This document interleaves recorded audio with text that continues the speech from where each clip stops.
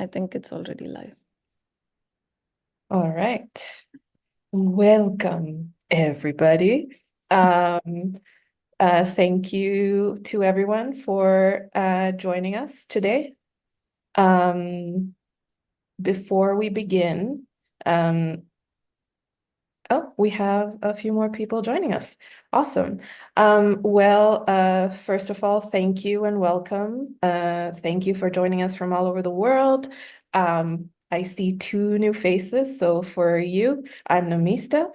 I have a background in interdisciplinary research and business, and I'll be moderating our session today. Before we begin, I wanted to share a little bit about something that you might have already noticed in the email. We've changed the name of our seminar series to from Compassionate Math to Relatorium. This was done in order to make sure that we don't have any conflicting issues with existing activities or organizations of the same name.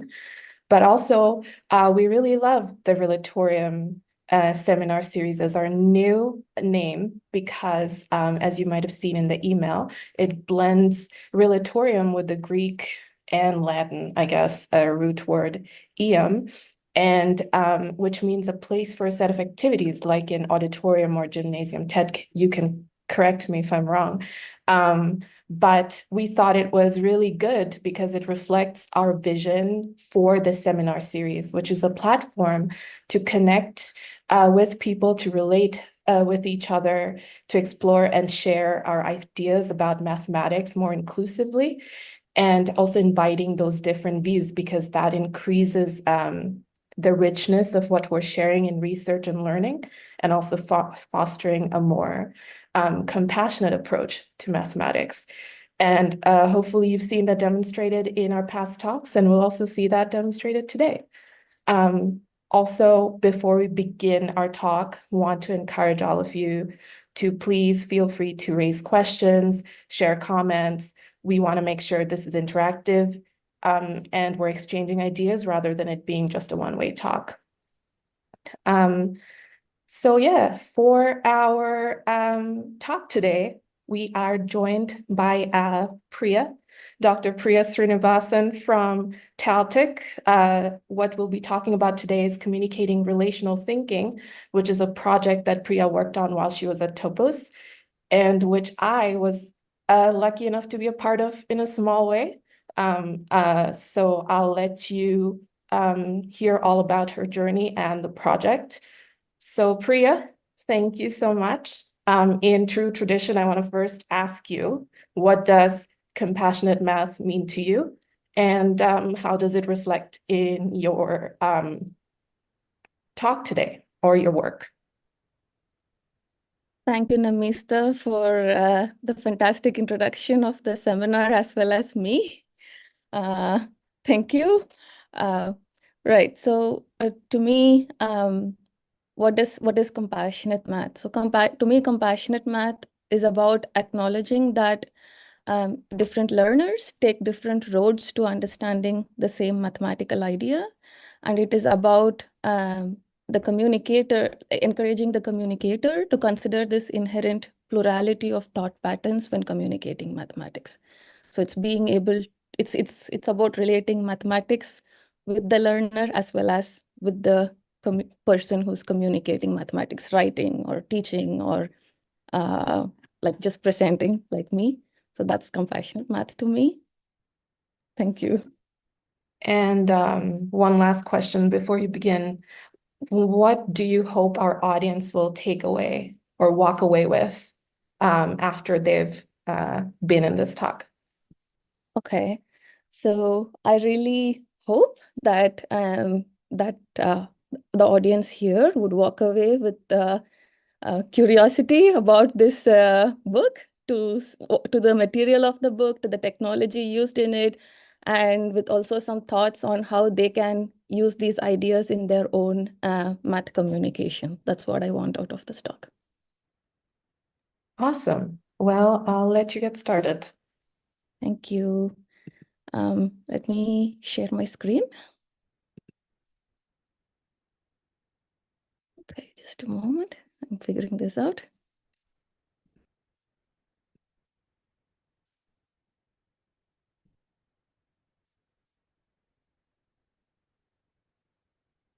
Is my are my slides visible? Cool. Okay. Okay. So, right. Okay, as Namista introduced, I'm gonna talk about communicating relational thinking. So this is a project that I was involved in as a postdoc at the Topos Institute at Berkeley. So I hope like people who are here has heard category theory as a modern branch of mathematics before, or has some interest in category theory, or just in math. That's good enough. So to me, like I see category theory as like an abstract branch of mathematics that has, it's so abstract that sometimes it's fondly called as abstract nonsense.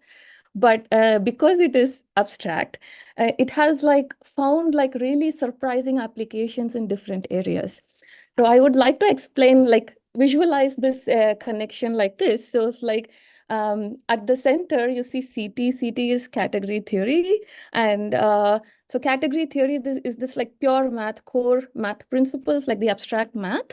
And in the last decade, like category theory has found applications in physics, like in chemistry, in multiple areas, like which are very surprising in genetics and like genetical studies and so on. So that is applied category theory. And one of my friends from Chevron, he used to say like how he takes applied category theory and applies these ideas in engineering, and he used to call it applied category theory.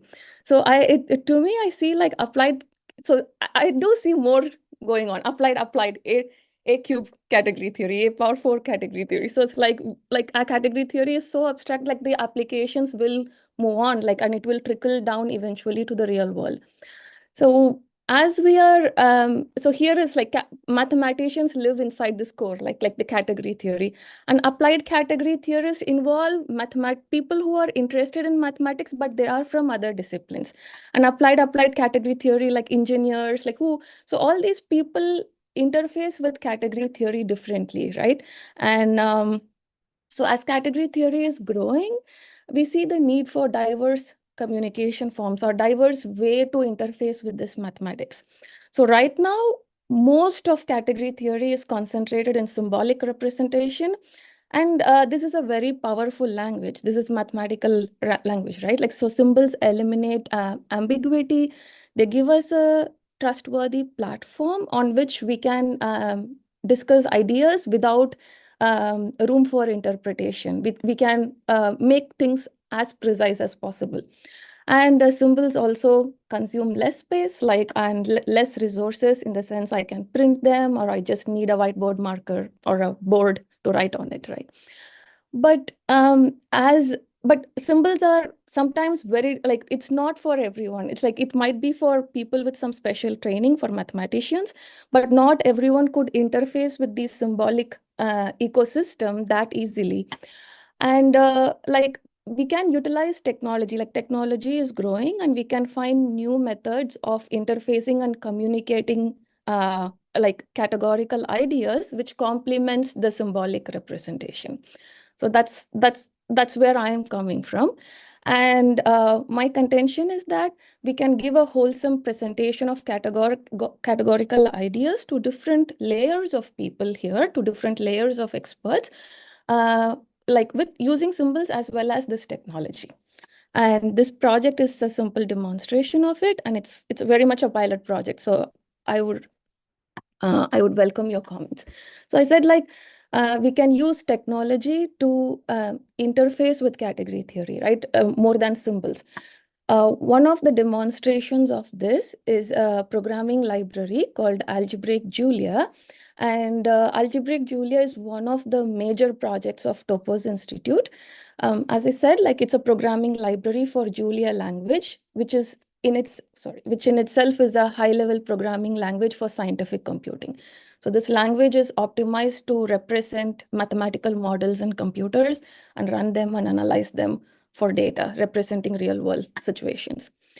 And what is special about Algebraic Julia is that it basically takes these applied category theory papers and takes the structures in them and create a programming interface for that structure. So instead of working with symbols at that point, we are working with a programming language and operationalizing it. Now we can put that in computers and let computers do the computation using those structures. So that's the fundamental idea behind algebraic Julia. And we can find more information about them like in this website. And to give a little bit more idea about algebraic Julia, like it's like we have a lot of packages. So CatLab is like the fundamental package, and there is a package to model dynamical systems. There are packages to model databases, rewriting systems, stock and flow diagrams. So stock and flow diagrams for epidemiological studies, so on. So we have these different sort of packages to model systems based on category theory.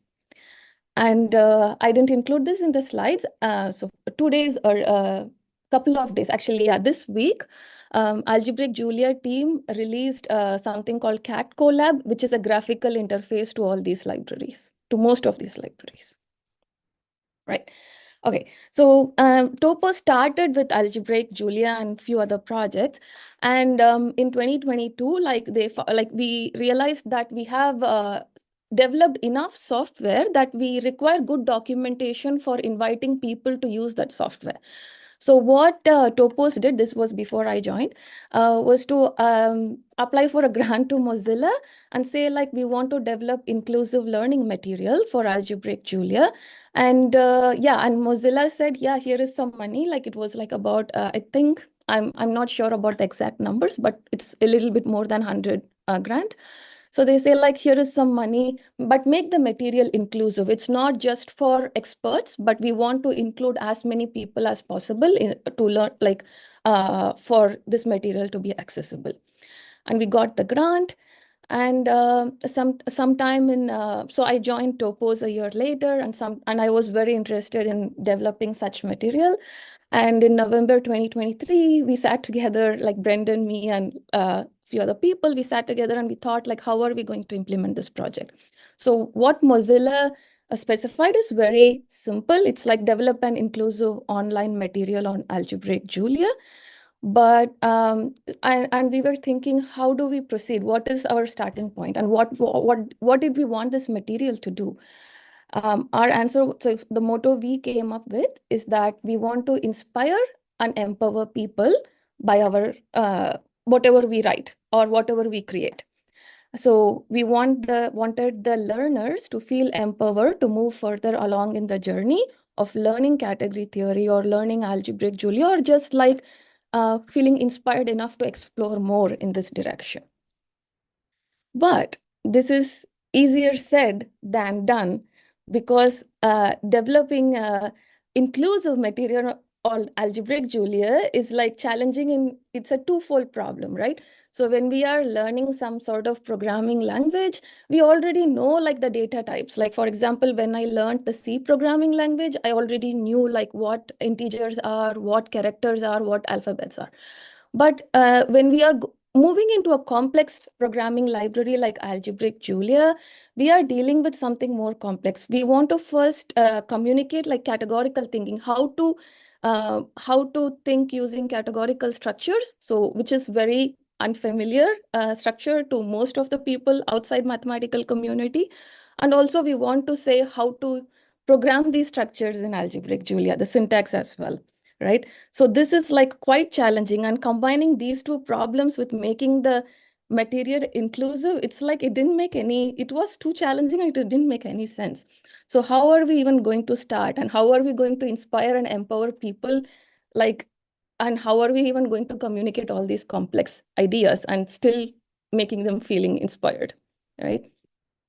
And so anyway, we started the project, and what came out of it is a online interactive book. I have put the URL for the book in the chat window if people are interested to see it. So it's an online interactive book on category theory or categorical thinking and implementation. And it's for general STEM-oriented audience. And what do I mean by that? Is that we do not expect any expertise in mathematics or mathematical background from the readers, except that they are curious about the math. So that's where we started, and this is something very new. Like, we didn't have any precursors for this kind of material. And as Namista said, she took a small part in this project, and this is her contribution. You see on the left, the cover of the book was designed by Namista. And even though it's an online book, we thought we should be complete and we should do this. So this is the cover of the book. And in today's talk, I want to just share a little bit about what is the content inside this book. And if I have time, I'll touch on the technology. And so here are some of the resources. So the first link here is the online textbook, where you see the book as it is. And this book is completely open source, which means that the source code behind this book is available in GitHub. And also, like, the book has algebraic Julia in it. Like, remember, we started with algebraic Julia, right? Even though we want to communicate categorical thinking, we want to support it by programming language. So that programming, all the code related stuff is in this repository. And I also wrote like a series of blog posts on the Topos website. And yeah, this project was completed in 4 months, which was again unbelievable. So I wrote like 3 blog posts, one on content, and the other one on technology for people who are interested in using this technology for their own material, and also the storytelling techniques behind this book. All right. Any thoughts, any questions so far? Question, Priya. Yes, Ted. So you said that was, I mean, just to what you just said now, that it was completed in 4 months, which seems very impressive. Could you say something about what enabled such a quick turnaround? Oh, lovely. Thank you. Thank you for that question, Ted. So, yeah, so this is, I was only a co-author in this book. So the team consisted of 4 people writing this book. So Paul Danstrup was an illustrator. He was, I have all these details at the end of the presentation, but we had a team of 4, and I was working on this full time. And the team was very enthusiastic in getting this done. So there was like a lot of design decisions, but once we can cross through the design decisions, it was a matter of sitting and writing and getting things done. So we had amazing support both from the technological side, and the team worked together quite really well. So I think that's what made this happen. Thanks, Ted. Right. Okay. So why am I giving this talk? I know what I want the readers to walk away with, but why am I giving this talk? It's for a little selfish reason. I want to recruit people to read this book so that we can have some feedback, comments, or concerns about the material. And also, I want to foster conversations around leveraging technology to communicating mathematics or math-related disciplines accessibly. These are my 2 goals for this talk. Right. Okay. So so let's talk about the design decisions behind this book, right? So as I said, like we wanted to communicate category theory to lay audience who didn't have any mathematical background, and to adult learners. And this is quite hard if you have tried learning category theory. And I was freaking out in the beginning of the project. And then one of my collaborators, Paul, so he said he comes from a non-category theory background. He likes category theory, and he used to make videos on it, and his videos are popular on YouTube. And so he said he was coming from a non-mathematical perspective, and I was here as a mathematician. So he told me, we don't have to worry about not having enough to say. Let's simplify as much as possible. So my urge was to say everything, but he was like, let's simplify as much as possible. I said, like, okay, what happened? Okay. And I think this was the most important conversation that happened that made things happen. So we resorted to this idea, keeping things simple is the key. So simplicity is the key. And what does this mean is that we made an important decision that we would use only approachable layman language in this book to communicate the concepts, and we will stay away from mathematical jargons. Well, there is a pros and cons in doing this. We had to hit a balance, and we tried our best to do it. But this is what we decided. We won't use any mathematical jargons or formal languages or equations in our book, but we still want to keep the math intact. And the first term, the first mathematical term that we sacrificed for using layman language is category theory itself.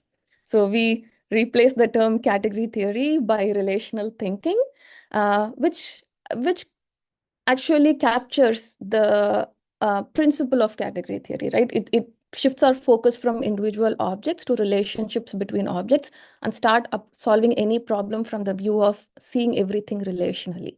So I think that worked quite well. So that became the title of the book as well.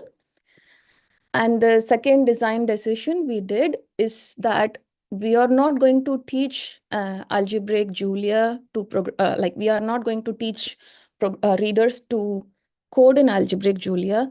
That's too much. But rather what we will do is to enable the reader to experience algebraic Julia without having to learn to code in it. Now, this was very tricky, but again, we could lean in on the technology to do it. I'll come back to this a little bit later. So here is the storyline. Throughout the book, the approach we took is that we cannot teach category theory, we cannot teach relational thinking to people, but we can inspire relational thinking by showing its inherent value. So that was the goal of this book. We didn't adopt this teaching voice in the book. And what we have is that we took this mathematical object of directed graphs. We kept it as simple as possible. So graphs are very visual. So we started with directed graphs, which is nothing but a set of vertices and a set of arrows. And they have certain rules in which how these two should interact. And we use this as the mathematical object. And the central concept we use to demonstrate relational thinking is something called double push-out rewriting on directed graphs. And I'll come back to this in a bit. And the heart of the book, this picture is the heart of the book.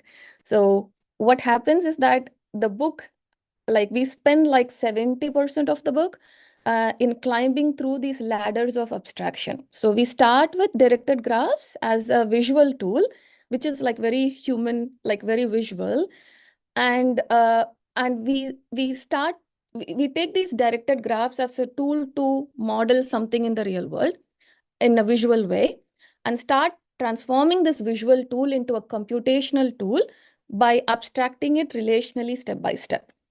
So, and in the final, so as we are doing this, we would see that as we climb up this ladder, we would see that the visual tool is becoming a computational tool.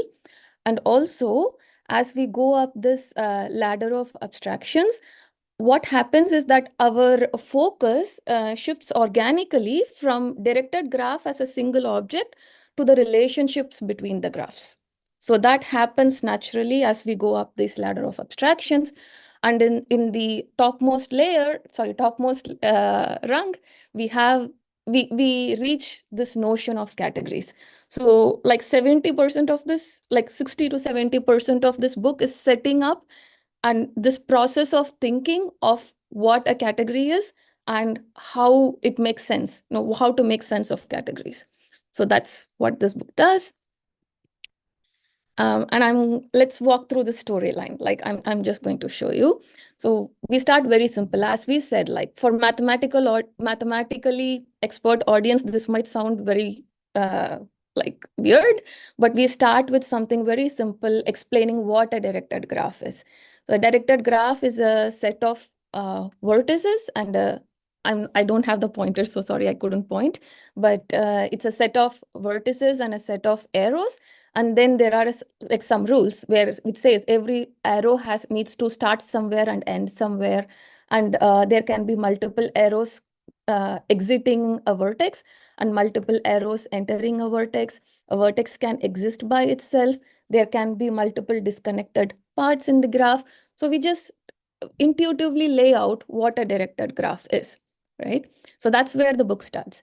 And then we take this idea and work with the reader to model some real life situations with graphs, like a ski trip, like how, like the ski trip brochure, like from the lodge, some person can ride the lift up, reach the mountain top. They can either ski down to the slope to the village, or they can take the lift back to the lodge.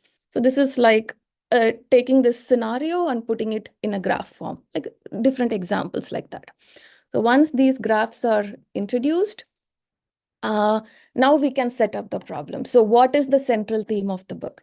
So the problem we intend to solve is that taking these graphs and modeling real life situations using graphs and representing them in a computer, and as the situation changes, we want to modify the graph which is modeling the situation. So we want to modify the graph in a good way. What does a good way mean? Is that we want to when we modify the graph in a computer, we want to make sure we don't end up with broken graphs. And what is a broken graph? Is a graph where an edge or an arrow is not connected to any vertex, either in the source or in the target. So every edge, every arrow has to be connected to vertices at both the ends, right? So a broken graph is an ungrammatical structure. So how do we make sure a computer would not produce, our method of updating a graph in a computer would not produce ungrammatical graphs in the end? So that's the question we are asking. Does that sound like an important question to all of you? I'm just curious. Okay. Right. So once we set up the problem, so the first step is to represent a directed graph in the computer. So we abstract the graphs relationally. So we represent the graph relationally to a computer. How do we do it? Is that we represent the graph as a set of relationships. One is called the source, and the other one is called the target. And these relationships are from the set of edges or arrows to the set of vertices. So we have two relationships capturing the idea of graph exactly. And once we have this notion, because like we can't take this visual thing and upload to a computer, right? So we want like a structure to tell a computer what the directed graph is. So then we do this abstraction. And we also ask this question of, is our abstraction good enough? Why should our relationship go from arrows to vertices and not from vertices to arrow? So the first relationship says that every edge is associated with a vertex. And the second, vertices first approach, is telling us like every vertex is associated with an edge. What is good? What is bad? So these are the questions like that we deal with in the first chapter. Right. So once we learn how to represent graphs in computer, like relationally, like this, yeah, maybe I'll wait to show you that, or maybe I could try. Just a moment. Let me show you, like at this point, how is a graph abstracted in a computer. Okay, just a moment.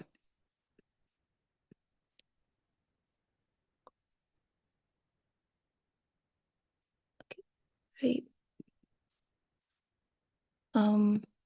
So as you see here, so this is the book we are talking about. And so here is this chapter 1 data like we saw right now, like how like there are lots of illustrations and videos showing step by step how to do this abstraction. But once we abstract, we can actually start representing these graphs in computers. So we take this graph and represent it in the computer using algebraic Julia. And as I said, we don't want to teach coding. So we gave the code in the book, we embedded the code, and the user can actually run this code and see the results. So what I'm doing is to enable live coding. So like once the kernel is launched, it's ready. It's a bit arbitrary. I'm lucky this time that it came up so fast. But once it is up, then what I could do is to run this code here. It's asking me to refresh. Let me just do it. Okay. So I'm running this code. Okay, the kernel is ready. We have set it up all. And here is a puzzle in the chapter, which takes this visual graph here, the directed graph. And we have already coded the, like most of the code. And it is just, this puzzle is asking the user to say, what is the source vertex of edge 1 and edge 2, and what is the target vertex of edge 1 and edge 2. So edge 1 starts at 2, vertex 2, and edge 2 starts at vertex 1. So I'm saying sources 2 and 1, and similarly target, as you see, like it, edge 1 ends in vertex 1 and edge 2 ends in vertex 2. So target is 1 and 2. So I edit the code right here and say run. And it is executing the code in the server. It takes a while for the first time, but then it produces the graph, as you see. Like, so we did our solution right. So like this, like the users, like the reader can interact with the algebraic Julia code using this live coding feature in the book. So that's the idea. I'm going to stop sharing this. Okay. Right. So once we have this representation of directed graphs in the computer, we already see a payoff by modeling dynamical systems using directed graphs. And so here is one of the examples we have in the book. We have traffic lights. We have like bulbs are glowing in series and so on. But this is a fun example where there are two friends. One is grumpy and one is happy, and they are talking to each other. And we want to visualize how their mood levels change as the conversation goes, and how one friend's mood is affecting the other. So we code this example. We already coded this example and run this. We modeled the system using algebraic Julia, and then we run the code, and we also got some results on how each one's mood will change as time goes. So that is explained in chapter 2. This is a simple interlude chapter. And chapters, it's 3 and 4. Chapters 3 and 4 is called schemas.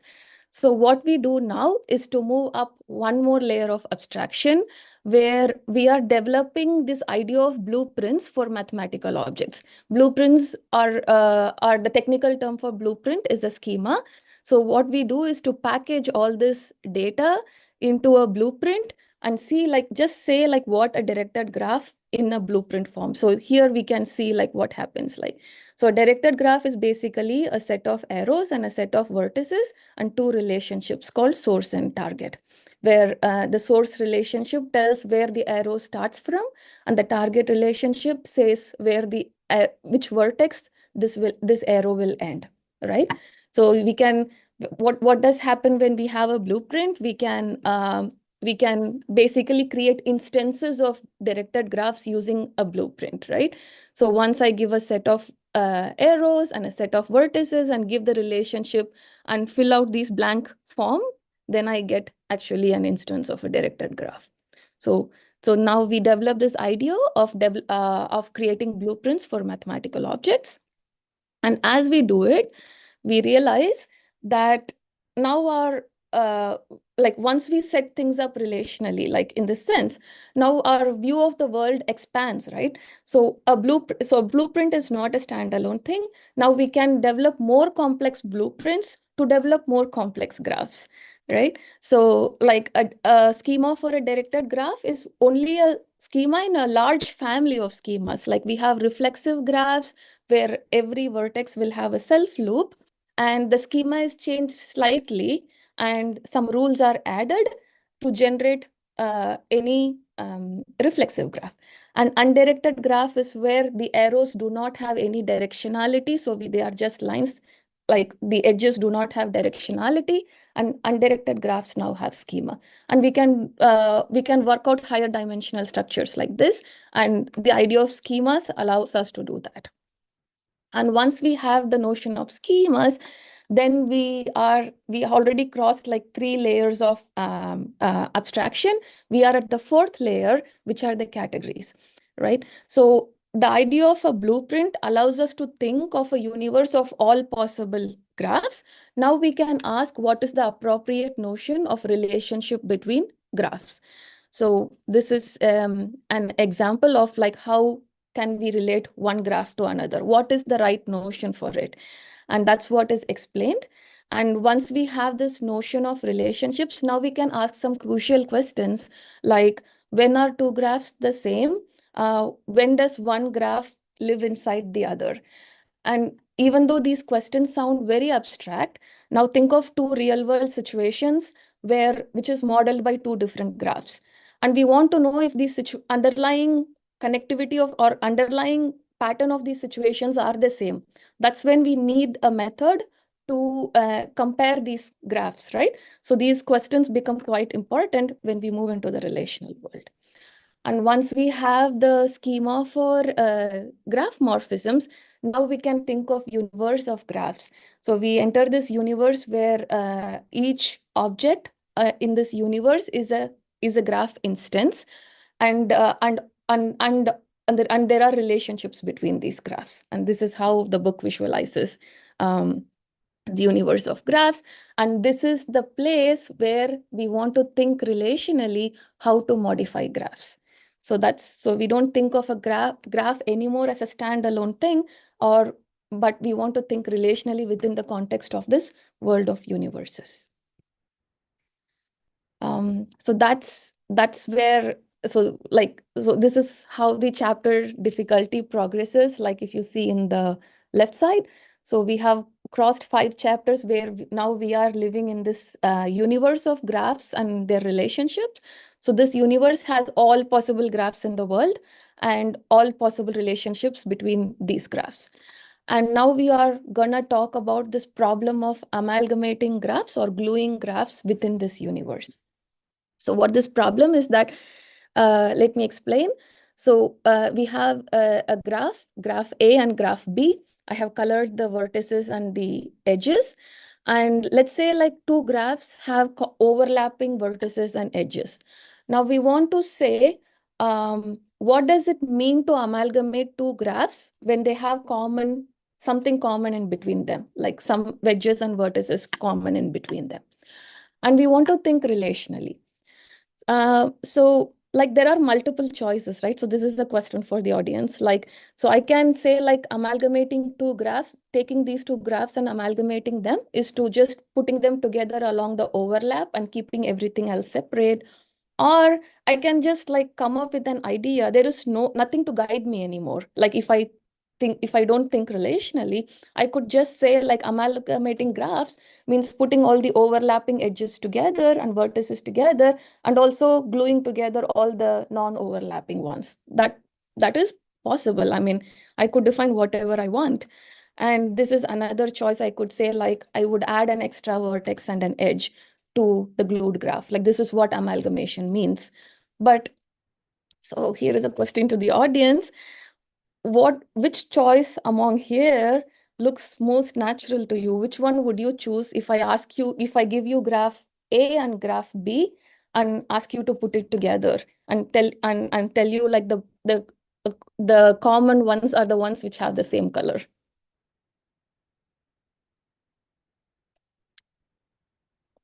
Amista, would you tell me what? I don't have the mouse pointer. What choices do we get? Jeff has said choice 1. Awesome. Jeff, are you a category theorist?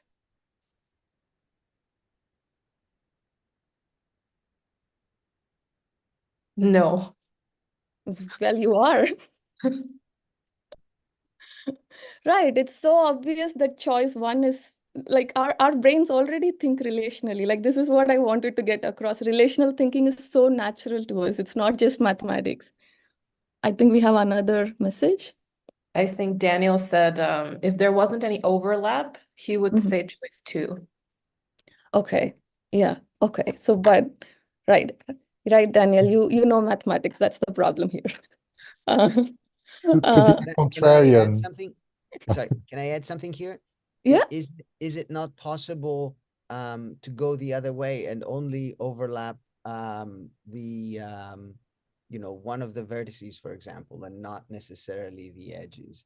I mean, just Yeah. because you can, do you have to? No, you can. That's what I wanted to say. Like, I can give any meaning I want. No, I don't mean that. I mean, Mhm. there's a difference between, some of the ones like, well, the choice 2 and choice 3 seem sort of less, more arbitrary to me compared to, for example, a choice, I don't know, let's call it 1' or something, Mhm. where you overlap one of the blue vertices with a blue vertex, but Mhm. that's it. You just Yeah, that's because a the other choice. blue vertex could be overlapped doesn't mean you have to do it. In other words, Yeah. is there implied uniqueness to this or not necessary? Yeah, that's a great question, Ted. Yeah, that's a possible choice. And why or why not it is a good choice is what we lean on math to answer for us. So, but Niels said, oh, sorry. yeah. I just wanted to be contrarian and say I wanted to spare node. I was going to say Niels. I feel like the choices everyone is picking is saying a lot about them.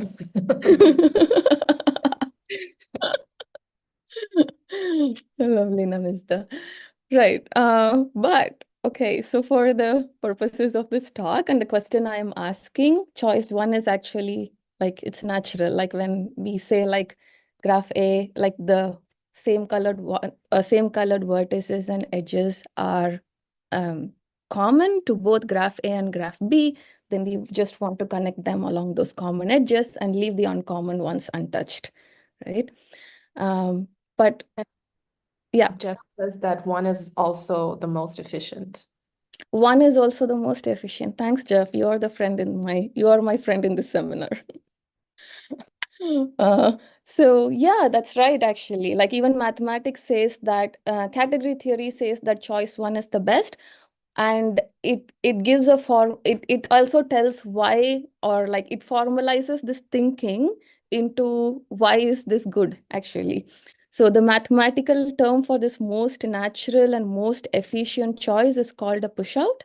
And the intuition of this most efficient, most optimal, or most natural is formalized by something called a universal property. Now, there are many universal properties, but there is a particular universal property that describes why is this good. And this is how the universal property looks. We are not going to go into the details, but what it says is that you can actually verify that this choice is optimal by looking at its relationship with all the other relevant graphs. That's basically the idea. And we progressively build this reasoning in chapter 6. And we do it progressively. We show the thinking process behind how to put it in words that it is optimal, right? And how to develop this, and while we are doing this, this diagram comes out naturally. And this is actually a mathematical diagram, a mathematical uh, equation in category theory. So that's what chapter 6 does. And the difference here is that, so when we started writing this chapter, describing a universal property was out of question. It's like, how am I going to even describe universal property without without the comfort of terminology from category theory, right? But then it became possible by looking at the essence behind what's going on. What is actually the math telling us?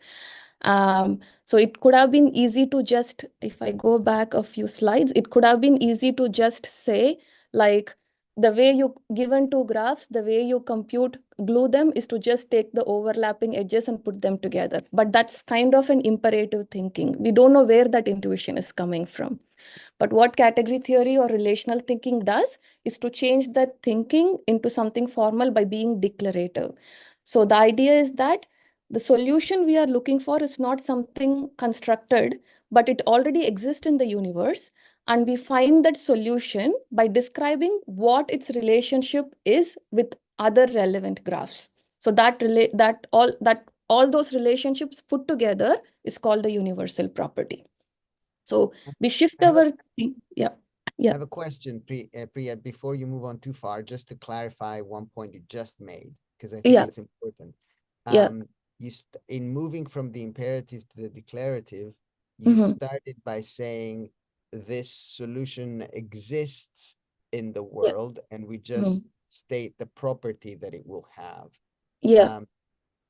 I want, if possible, for you to give a little more clarity around that, because often such declarative statements cannot presume existence. So you declare the Yeah, of properties course, that it Ted, has, yes. but Yes. it's possible it doesn't exist. It might be Yeah. contradictory. Yeah. So how do you overcome that? How do you, sorry? How do you overcome the possibility of non-existence? How do you reconcile the need? When you declare something, how do you know that that actually exists consistently with everything else you've previously declared? Right. So if I have to, I mean, my immediate instinct to think as a category theorist. So the category of directed graphs, or the category of graphs, has this pushouts, and we know like certain categories which do have pushouts, and there are categories which do not. I mean, categories in the sense universes which do not have pushouts, like do not have this universal property. And there are theorems or results which says when a pushout is a form of a more general universal property called colimit. So, and we have theorems which says when does these colimits exist, and when, like, what are the indications that all colimits exist. So there are certain basic ingredients which, when available, we know like this will exist in this universe, but we can't guarantee always that a solution will exist to our problem. And at that times, maybe we want to construct a new category, or we want to change our world view and change our model, a way of modeling our world a bit, and look at a little different abstract structure or something like that. So those would be the approaches. Yeah, in fact, this is why I asked, because in a way to prod you to answer the implied question of why is this approach, this relational approach, useful. And I think one way to answer that, or to approach that, is that the logic of category theory is precisely to create these structures that guarantee existence, sometimes also unique, but in this case existence, of a declared solution, of a set that has certain properties. And as you say, you put in ahead of time enough structure so that everything else can follow, so you don't have to worry about proving it again on an instance by instance basis. As long as it's in that class, it will exist. Yeah. Thank you, Ted. Thank you for bringing up that point. Yeah. So when we build categories, we do what category theorists do is to study those categories carefully to see what properties do they have, what can we study, like what sort of properties that universe have, what sort of structures do they have, and then use those, and then model, use those categories to model or study real life stuff. For example, for my PhD, we used like Dagger compact closed categories and Dagger linear logics to study quantum mechanics. So these are some of the examples. And I spent 3 years studying the property of this category and writing about it. Half my thesis is just studying that universe and the properties of that universe, just to give a context. Thank you, Ted. Okay, so once we walk through chapter 6 and understand this notion of universal property, how we can describe the idea of most natural, most efficient solutions using universal properties, we are actually at the peak of our learning. From here, it's like Brendan and I would like to say we are going to enjoy the view from here. So that's so now we are ready to solve the actual problem we started with, evolving graphs. So this is an example of a graph that is generated from a real world data. This is how complex graphs are. And let's say we want to update a section of this graph. How are we going to do this? And as I said earlier, so this chapter, step by step, develops this concept of double push-out rewriting. And what it does is to compute push-out complement, or do this push-out thing twice. So that's why it is called double push-out. I'll just quickly explain what this diagram is doing. So we have a host graph, which is on the leftmost side, which is this big graph that we want to modify. And then we want, like how in a Word document we say find and replace. So like that, we want to specify which section of the graph we want to find, what is the pattern we want to find, and what is the pattern that needs to be replaced, and where does the pattern and the replacement meet? What is the overlap between them? And once these gray data is given inside the computer, like we can represent actually, like, yeah, in algebraic Julia, we will compute pushouts and double pushouts. Once we represent this data in algebraic Julia, the algebraic Julia can actually like do this kind of computation, double pushout computation, to produce the resultant graph. And what the chapter does is to focus on the thinking process behind building this double pushout. It's not just giving you the definition, right?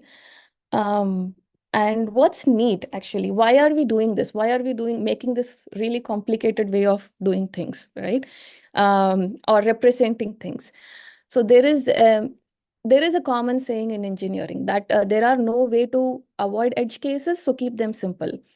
So edge cases are these cases where in the code flow which is not handled by the normal code flow. For example, there might be something in my app that would not work on an iPhone, but it is good for Android or other sorts of phones, right? And what software engineers do is to put a hack to say, like, if you are running on an iPhone, handle this case separately. So this is called an edge case. And this is like one of the major source of bugs in all the software. And as I said, like when we want to modify a graph in a computer, we want to make sure we never end up with a broken graph. Like we want to never have a edge which is just existing by itself, not connected to a vertex. And how do we make sure this never happens for any case, any sort of replacement? And what category theory or relational thinking assures us is that when you do double push out rewriting, if the modification we are proposing is going to break the graph, the computation would not proceed any further.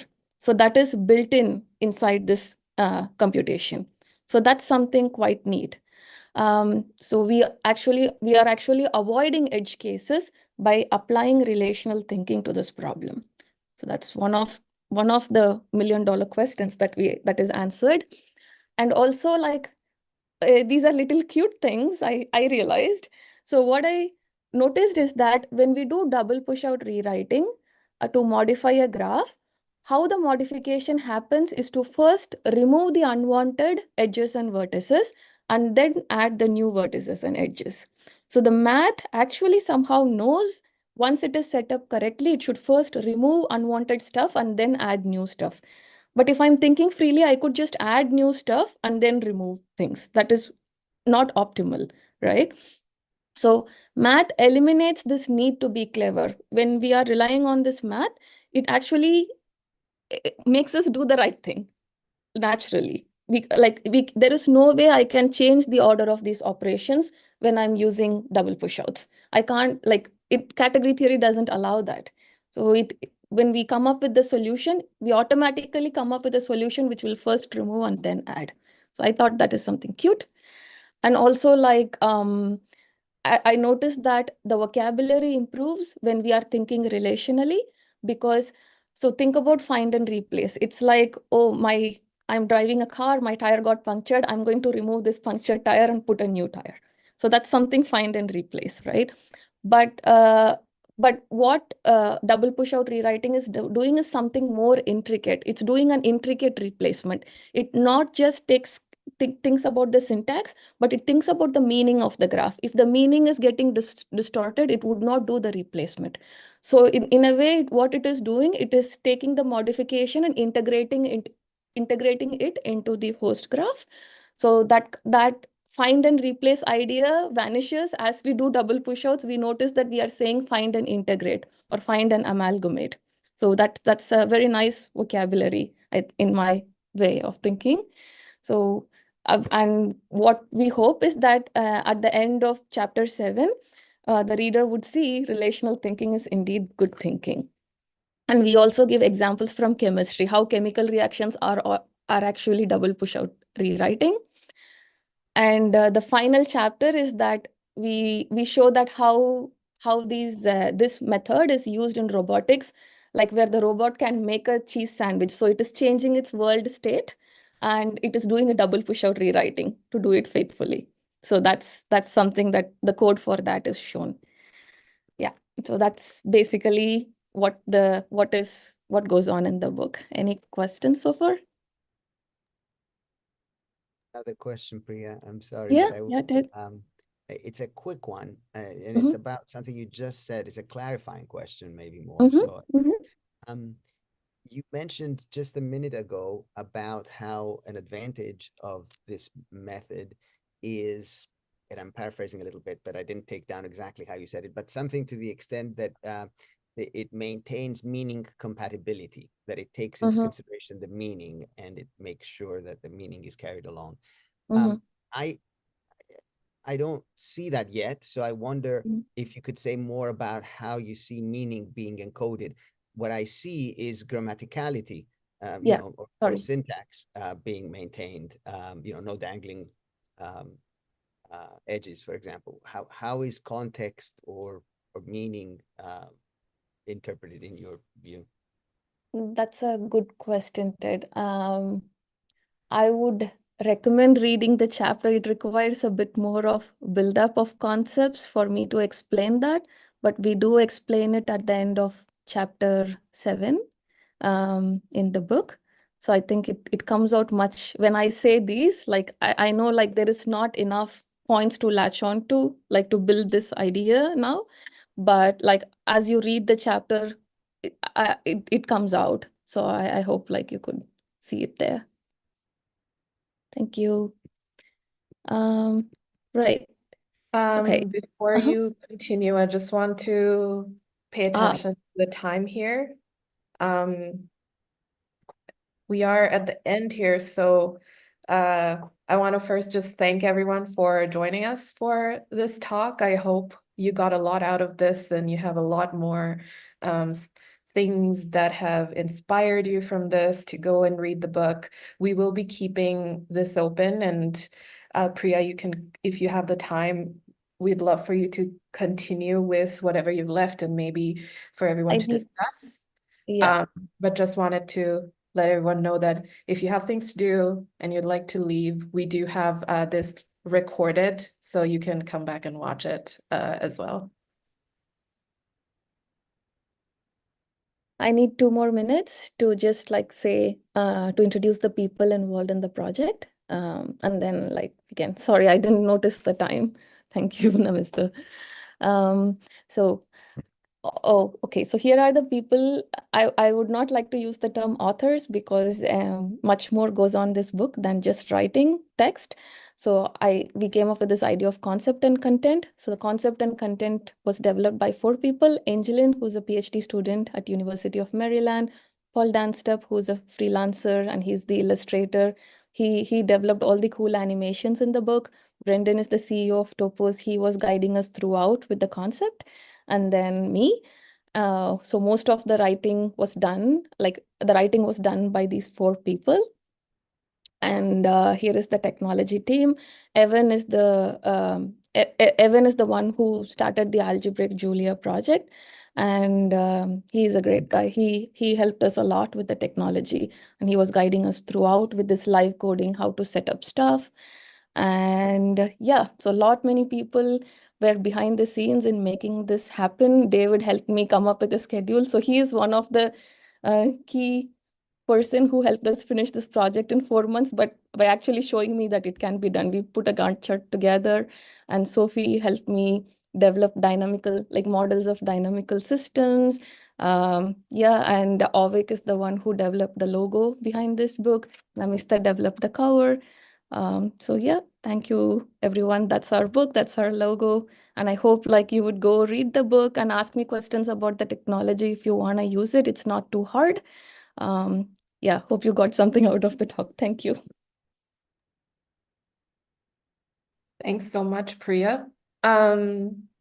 So since we're at the end of the kind of the talk, I would love for anyone who has questions, if you have ideas to discuss things. I don't know, Priya, what your schedule is like and how long you can stay in, but we can keep this open so people can continue the discussion if they like. Thank you.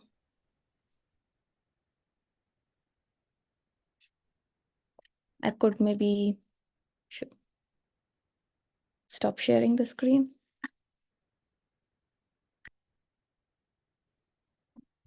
Don't even, okay, yeah, this is better. Okay.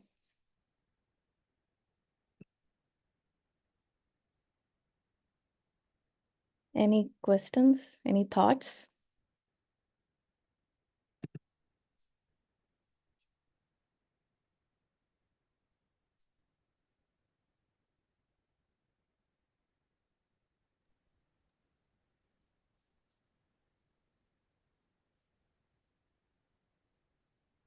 I wonder, you mentioned